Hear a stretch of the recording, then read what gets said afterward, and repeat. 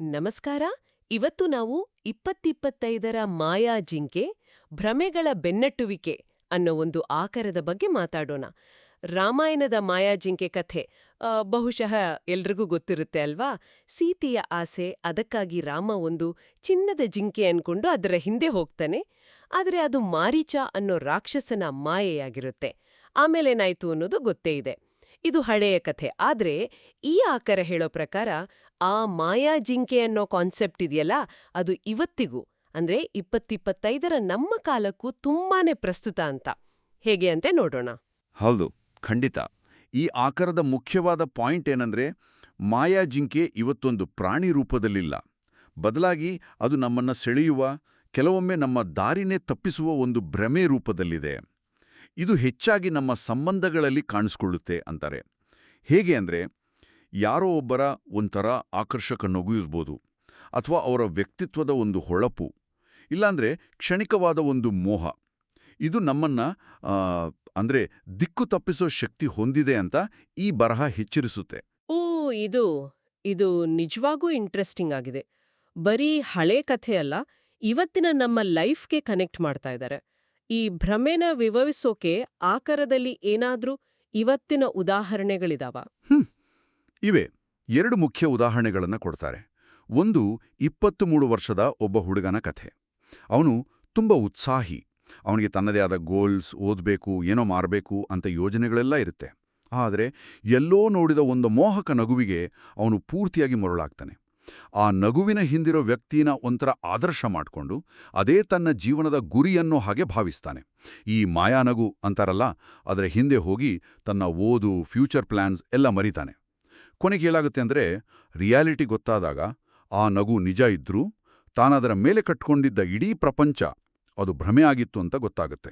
ಅಂದ್ರೆ ಆಕರ್ಷಣೆ ನಿಜಾನೇ ಇರ್ಬೋದು, ಅದೇ ನಾವದರ ಮೇಲೆ ಇಟ್ಕೊಳ್ಳೋ ನಿರೀಕ್ಷೆಗಳು, ಕಲ್ಪನೆಗಳು ಇದೆಯಲ್ಲ, ಅದೇ ಅದನ್ನ ಮಾಯಾ ಜಿಂಕೆ ಮಾಡ್ಬಿಡತ್ತೆ. ಸರಿ, ಇನ್ನೊಂದು ಉದಾಹರಣೆ ಹೇಳಿದ್ರಲ್ಲ? ಹೌದು.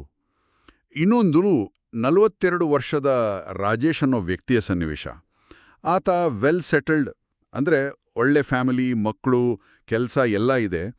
ಆದರೆ ಆಫೀಸಲ್ಲೇ ಒಬ್ಬ ಕಿರಿಯ ಸಹೋದ್ಯೋಗಿ ಕೊಡುವ ಮೆಚ್ಚುಗೆ, ಸ್ವಲ್ಪ ಅಟೆನ್ಷನ್, ಅದಕ್ಕೆ ಮನ್ಸೋಲ್ತಾನೆ.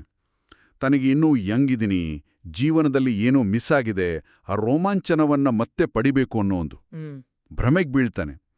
ಸುಮಾರು 20 ವರ್ಷದ ಮದುವೆ, ಕಷ್ಟದಲ್ಲಿ ಜೊತೆಗಿದ್ದ ಹೆಂಡತಿ, ಮಕ್ಕಳ ಭವಿಷ್ಯ, ಇದೆಲ್ಲ ಮರೆತು ಆ ಕ್ಷಣಿಕವಾದ ಆಕರ್ಷಣೆ ಹಿಂದೆ ಹೋಗೋಕೆ ರೆಡಿಯಾಗ್ತಾನೆ. ಇದು ಕೂಡ ಇನ್ನೊಂದು ತರದ ಆಧುನಿಕ ಮಾಯಾಜಿಂಕೆ ಪ್ರಕರಣ ಅಂತ ಹೇಳ್ತಾರೆ. ಓ, ಈ 2 ಕೇಸ್ಗಳು ನಿಜಕ್ಕೂ ಯೋಚನೆ ಮಾಡೋ ಹಾಗೆ ಇವೆ. ಹೀಗೆ ಈ ಭ್ರಮೆಗಳ ಹಿಂದೆ ಯಾಕೆ ಬೀಳ್ತೀವಿ ನಾವು? ಏನಾದ್ರೂ ಕಾರಣಗಳನ್ನ ಹೇಳ್ತಾ ಈ ಆಕಾರ? ಬರೀ ಅಟ್ರಾಕ್ಷನ್ನಾ ಅಥವಾ ಬೇರೆ ಏನಾದ್ರೂ ಇದೆಯಾ? ಕಾರಣಗಳು. ಹೌದು, ಆಕಾರದಲ್ಲಿ 3 ಮುಖ್ಯ ಕಾರಣ ಗುರ್ತಿಸ್ತಾರೆ. ಮೊದಲನೇದು, ಈ ಹೊರಗಿನ ಆಕರ್ಷಣೆಗಳು ನಮ್ಮನ್ನ ಸೆಳೆಯೋಕೆ ಮುಖ್ಯ ಕಾರಣ ನಮ್ಮ ಒಳಗಡೆ ಇರೋ ಯಾವುದೋ ಒಂದು ಕೊರತೆಯ ಭಾವನೆ. ಅದು ಹೇಗೆ ಅಂದ್ರೆ, ನಮ್ಗೆ ಮನ್ನಣೆ ಬೇಕು ಅನ್ನೋ ಹಸಿವಿರ್ಬೋದು, ಅಥವಾ ಲೈಫ್ ಬೋರ್ ಆಗ್ತಿದೆ ಅನ್ನೋ ಫೀಲಿಂಗ್ ಇರ್ಬೋದು, ಇಲ್ಲಾಂದ್ರೆ ಕಳೆದು ಹೋದ ಯೌವನ ಮತ್ತೆ ಬೇಕು ಅನ್ನೋ ಹಂಬಲ ಇರ್ಬೋದು. ನಾವು ಹೊರಗೆ ಹುಡುಕೋದು ಆಕ್ಚುಲಿ ನಮ್ಮೊಳಗೆ ಇಲ್ಲದಿರೋದನ್ನೇ. ಓಹೋ, ಅಂದ್ರೆ ನಮ್ಮ ಒಳಗಿನ ಖಾಲಿ ಜಾಗವನ್ನ ತುಂಬೋಕೆ ಹೊರಗಡೆ ಏನೋ ಹುಡುಕ್ತೀವಿ ಅಷ್ಟೇ. ಸರಿ, ಇದೊಂದು ಕಾರಣ. ಇನ್ನು 2ನೇ ಕಾರಣ, ನಮ್ಮ ಸುತ್ತಮುತ್ತ ಇರೋ ಸಂಸ್ಕೃತಿ ಮತ್ತೆ ಮೀಡಿಯಾ. ಸಿನಿಮಾ ನೋಡಿ, ಪುಸ್ತಕ ಓದಿ, ಸೋಷಿಯಲ್ ಮೀಡಿಯಾ ನೋಡಿ, ಇವೆಲ್ಲ ಹೊಸ ಪ್ರೀತಿ, ಹೊಸ ಸಂಬಂಧ ಅಂದ್ರೆ ಅದೇನೋ ದೊಡ್ಡ ಥ್ರಿಲ್ ಅನ್ನೋ ಹಾಗೆ ತುಂಬಾನೇ ವೈಭವೀಕರಿಸ್ತವೆ. ಹೌದು ಹೌದು. ಆದ್ರೆ ಒಂದು ಲಾಂಗ್ ಟರ್ಮ್ ರಿಲೇಶನ್ಶಿಪ್ ಹಿಂದೆ ಇರೋ ಶ್ರಮ, ಹೊಂದಾಣಿಕೆ, ಕೆಲವೊಮ್ಮೆ ಬರೋ ಕಷ್ಟಗಳು, ಅದನ್ನೆಲ್ಲ ಅಷ್ಟಾಗಿ ತೋಳ್ಸೋದಿಲ್ಲ.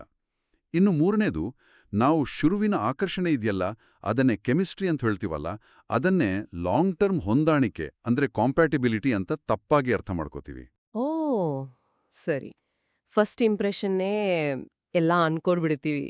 ಹೌದು, ಆ ಮೊದಲ ನೋಟದ ಸೆಳೆತವೇ ಶಾಶ್ವತ ಸುಖ ಕೊಡುತ್ತೆ ಅಂತ ಭ್ರಮಿಸ್ತೀವಿ. ಓಕೆ, ಕಾರಣಗಳು ಅರ್ಥ ಆಯ್ತು.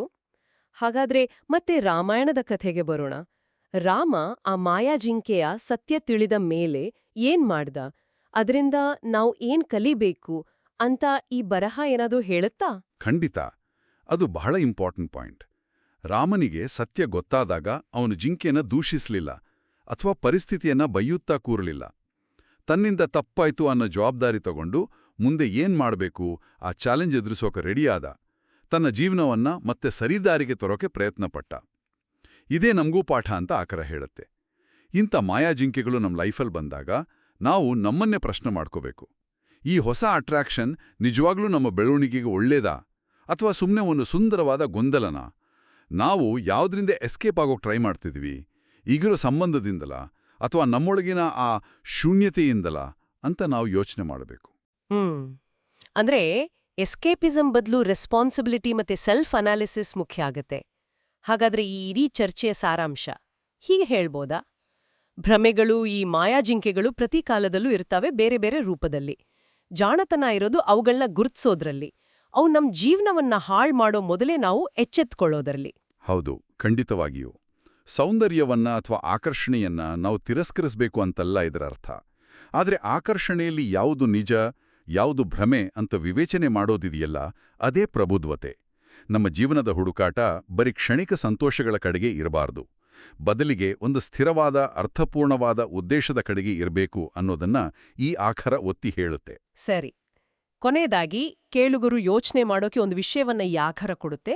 ಹೊಳೆಯೋದೆಲ್ಲ ಚಿನ್ನ ಅಲ್ಲ. ಕೆಲವೊಮ್ಮೆ ತುಂಬಾ ಅಟ್ರಾಕ್ಟಿವ್ ಆಗಿ ಕಾಣೋದು ನಮ್ಮ ವಿವೇಚನೆಯನ್ನ, ನಮ್ಮ ಲೈಫ್ ಪ್ರಯಾರಿಟಿಗಳನ್ನ ಟೆಸ್ಟ್ ಮಾಡೋ ಒಂದು ಸವಾಲಷ್ಟೇ ಆಗಿರ್ಬೋದು. ಹಾಗಾದ್ರೆ ನಮ್ಮ ಜೀವನದಲ್ಲಿ ಈ ಮಾಯಾಜಿಂಕೆಗಳು ಇನ್ನ ಯಾವ ರೂಪದಲ್ಲಿ ಕಾಣಿಸ್ಕೋಬಹುದು?